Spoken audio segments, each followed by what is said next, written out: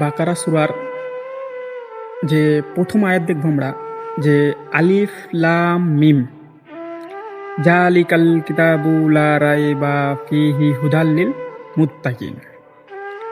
তোমাদের কোরআনের মধ্যে প্রথম আয়াতে বলছেন যে ইহা সেই কিতাব, ইহাতে কোনো সন্দেহ নেই, মুত্তাকিদের জন্য পথ নির্দেশ। তাহলে দেখো, এই আয়াত যে প্রথম নাজিল হয়েছে তা নয়, এটা পরে নাজিল হয়েছে, কিন্তু আয়াতের কত সুন্দর মানে। এবং প্রথমে তোমাদের কোরআনে ঢোকার প্রথমেই তোমাদেরকে বলছে যে আলিফ লাম মিম জালিকাল কিতাবু লা রাইবা ফিহি হুদাল লিল মুত্তাকিন।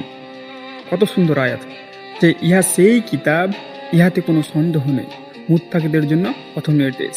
তো তুমি যদি কোরআন পড়ো, যদি সবাই যদি পড়ো বা সব পাড়া যদি পড়ো, তাহলে কোরআনের মধ্যে তুমি ভুল আনয়ন করো, পারবে না, কখনোই পারবে না।